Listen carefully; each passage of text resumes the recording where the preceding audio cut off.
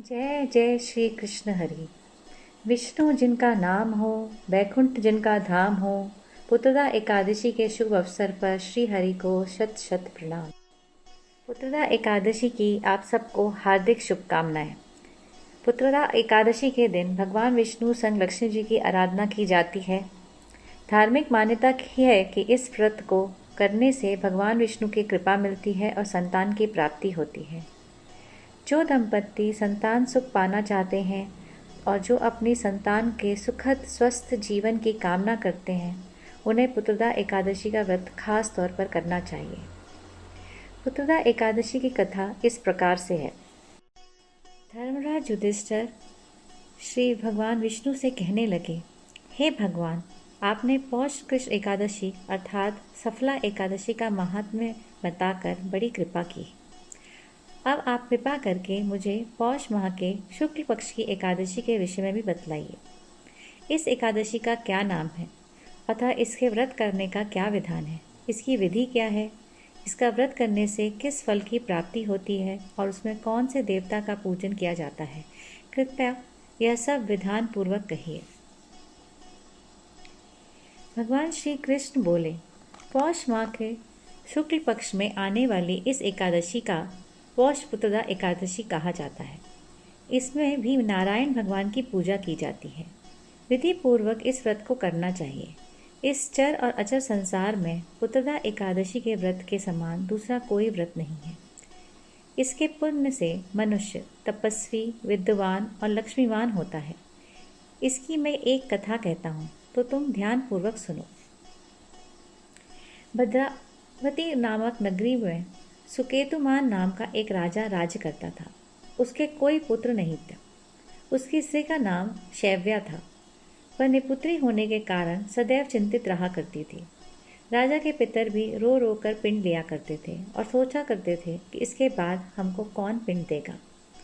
राजा को भाई, बांधव, धन, हाथी, घोड़े, राज्य और मंत्री, इन सब में से किसी से भी संतोष नहीं होता था। वह सदैव यही विचार करता था कि मेरे मरने के बाद मुझको कौन पिंडदान करेगा। बिना पुत्र के पुत्रों का देवताओं का ऋण मैं कैसे चुका सकूंगा। जिस घर में पुत्र ना हो उस घर में सदैव अंधेरा ही रहता है। इसलिए पुत्र उत्पत्ति के लिए प्रयत्न करना चाहिए।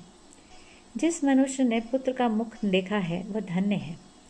उसको इस लोक में यश और परलोक में शांति मिलती है, अर्थात उनके दोनों लोक सुधर जाते हैं। पूर्व जन्म के कर्म से ही इस जन्म में पुत्र, धन आदि प्राप्त होते हैं। राजा इसी प्रकार रात दिन चिंता में लगा रहता था। एक समय तो राजा ने अपने शरीर को त्याग देने का निश्चय किया, परंतु आत्मघात को महान पाप समझकर उसने ऐसा नहीं किया।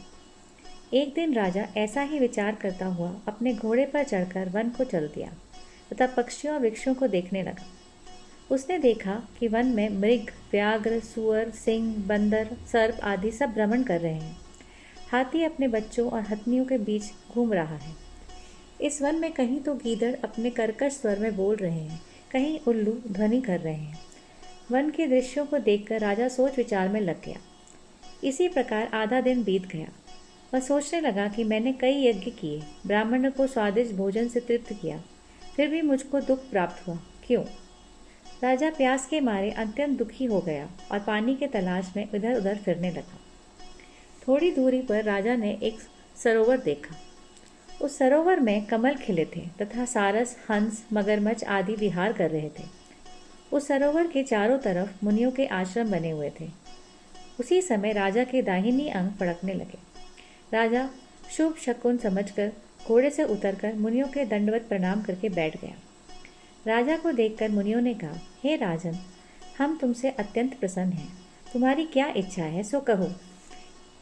राजा ने पूछा, महाराज, आप कौन हैं और किस लिए यहाँ आए हैं, कृपया करके बताइए।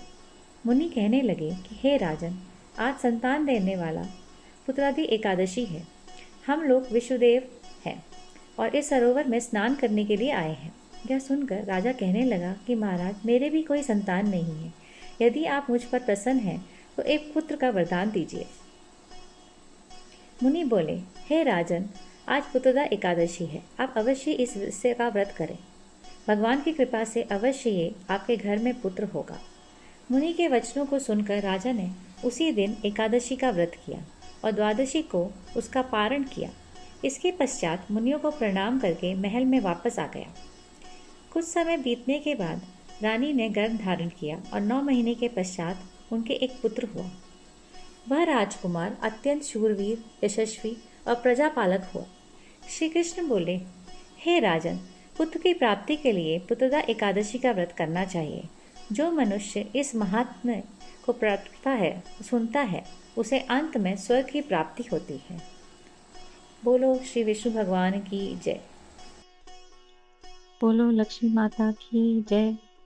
अगर आपको कथा अच्छी लगी हो तो चैनल को लाइक करें और सब्सक्राइब